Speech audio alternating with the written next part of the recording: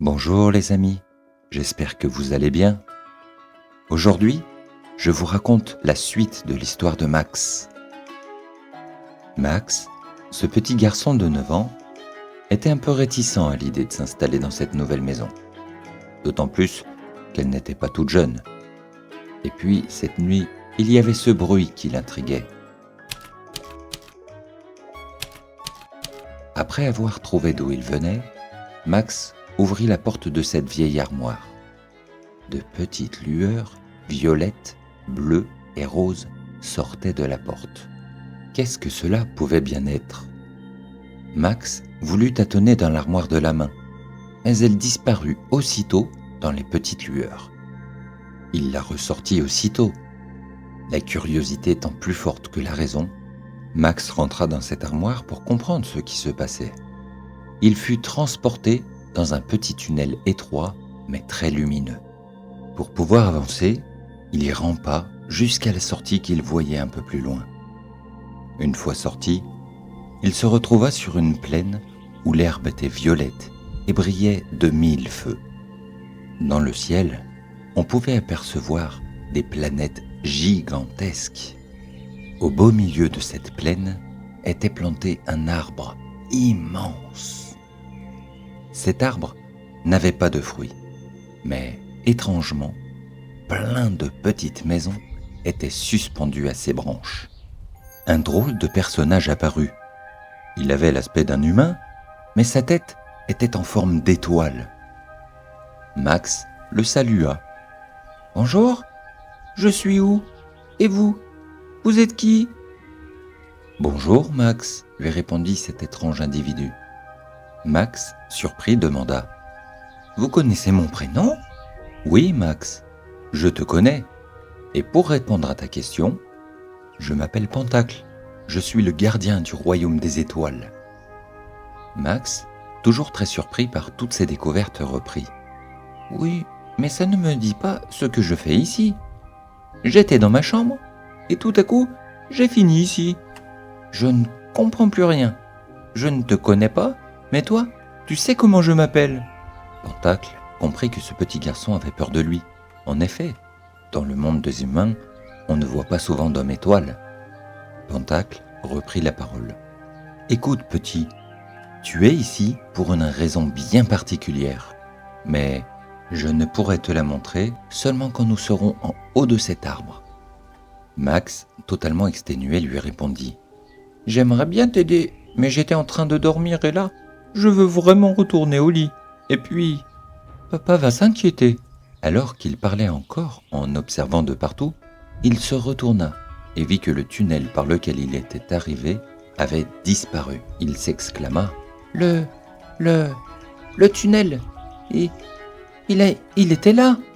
Pentacle, gentiment, lui prit la main. « Ne t'inquiète pas, monte sur ce nuage avec moi et je t'expliquerai comment rentrer chez toi. » Max hésita puis posa délicatement ses pieds sur le nuage. « Ça chatouille !» s'écria-t-il. Aussitôt qu'ils furent installés, le nuage s'envola en direction du grand arbre. « C'est très haut !» dit Max. « Ne t'inquiète pas, tant que tu me tiens la main, tout ira bien pour toi. » Arrivé en haut de ce grand arbre, Pentacle redevint sérieux et dit « Max, écoute-moi attentivement. Tu n'es pas le seul humain ici. » Max lui répondit « Ah bon ? Il y a quelqu'un d'autre ?»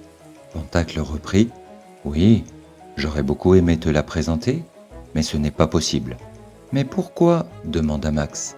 « Sois patient et je vais tout expliquer. » Alors que Pentacle se penchait en arrière, des chaises faites de poussière d'étoiles apparurent et il s'assit dessus.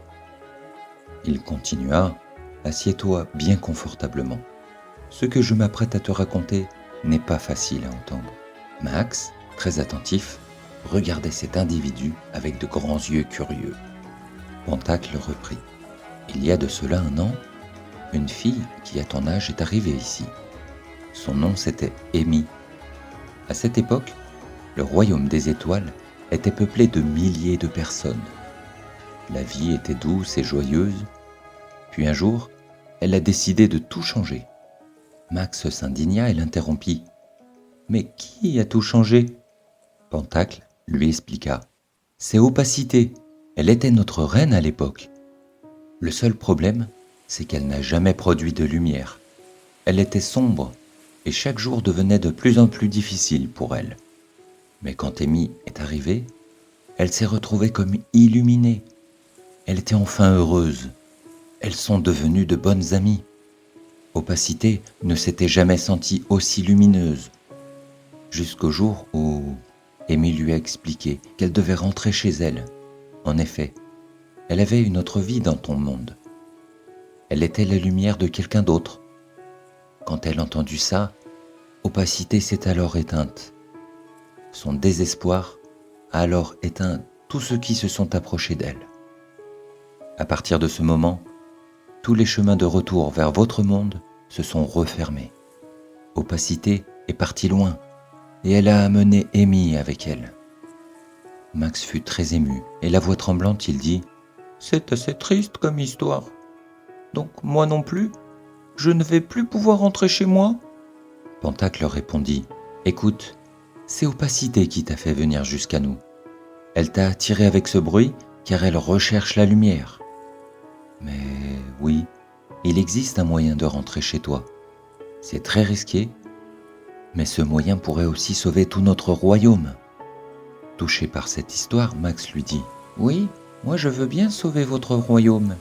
Mais pourquoi tu n'y vas pas toi? Tu ne peux pas lui prêter de ta lumière ?» Pentacle continua ses explications.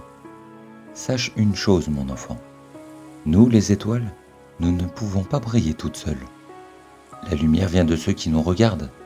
Quand un enfant me regarde et sourit, ça me rend heureux. Je m'illumine naturellement. » Max lui dit avec le sourire « Oh, je comprends, mais ce n'est vraiment pas facile tout ça. Il suffit donc que je la regarde en souriant. » Pentacle posa sa main sur l'épaule de Max. Il le regarda dans les yeux et lui dit « Malheureusement, ce n'est pas si simple. Il y a plusieurs choses à prendre en compte. Il faut qu'Opacité se sente admirée et regardée. Mais le problème, c'est que personne ne peut la voir car elle est sombre. Le risque, c'est que si tu perds espoir en elle, tu perdras alors ta propre lumière. Et... Allez les amis, je vous raconterai la suite une prochaine fois. À bientôt.